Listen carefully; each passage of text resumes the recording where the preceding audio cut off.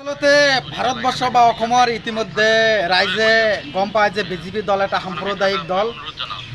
অসমৰ হিমন্ত বিশ্ব শৰ্মা ডাঙৰীয়া যেনে ধৰণৰ কেবিনেটৰ সিদ্ধান্ত লৈছে আমি পৰ্বতজোৰা জিলা এবিএমচি তীব্ৰ ভাষাৰে গৰিহণা নিন্দা আৰু ধিক্কাৰ জনাইছোঁ। আসলতে ভাৰতবৰ্ষৰ মানুহ বা অসমৰ মানুহ কি খাব নিজৰ সিদ্ধান্ত, এক গণতান্ত্ৰিক দেশ।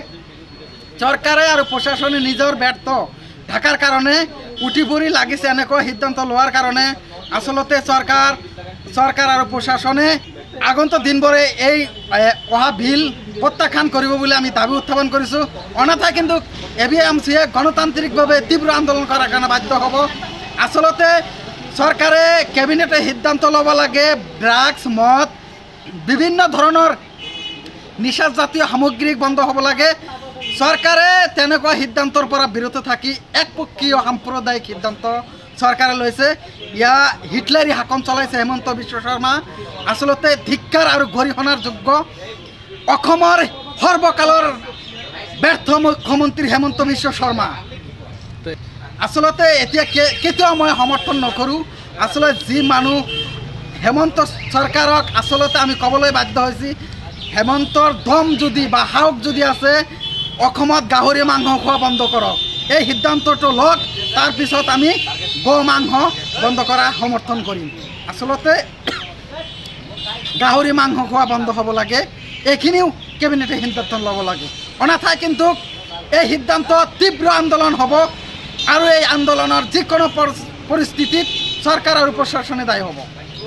আসলতে ইতিমধ্যে গম পায় অসমৰ ৰাইজে যে হেমন্ত চৰকাৰ বিজেপি চৰকাৰ এক সাম্প্ৰদায়িক চৰকাৰ আৰু কংগ্ৰেছ আৰু বিজেপিৰ যে মানে যি কাজিয়া, এই কাজিয়া সাধাৰণ মানুহৰ ওপৰত বিয়পাই দিব খুজি আছে।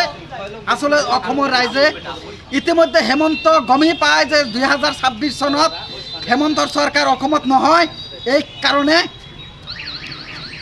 অসমৰ মানে এনেকুৱা এটা বিল অসমৰ ৰাইজে আনিছে আৰু অসমৰ ৰাইজে এই বিল কেতিয়াও মানি লোৱা নহয় আৰু গ্ৰহণযোগ্য নহয়। আসলতে ভাৰতবৰ্ষ বা অসমৰ ইতিমধ্যে ৰাইজে গম পায় যে বিজেপি দল এটা সাম্প্ৰদায়িক দল। অসমৰ হিমন্ত বিশ্ব শৰ্মা ডাঙৰীয়া যেনে ধৰণৰ কেবিনেটৰ সিদ্ধান্ত লৈছে আমি পৰ্বতজোৰা জিলা এবিএমচি তীব্ৰ ভাষাৰে গৰিহণা নিন্দা আৰু ধিক্কাৰ জনাইছোঁ। আসলতে ভাৰতবৰ্ষৰ মানুহ বা অসমৰ মানুহ কি খাব নিজৰ সিদ্ধান্ত, এক গণতান্ত্ৰিক দেশ। চৰকাৰে আৰু প্ৰশাসনে নিজৰ ব্যৰ্থ ঢাকাৰ কাৰণে উঠি পৰি লাগিছে এনেকুৱা সিদ্ধান্ত লোৱাৰ কাৰণে। আসলতে চৰকাৰ আৰু প্ৰশাসনে যিকোনো খবৰৰ বাবে যোগাযোগ কৰক 7099017330 লগতে 7099017110 নম্বৰত।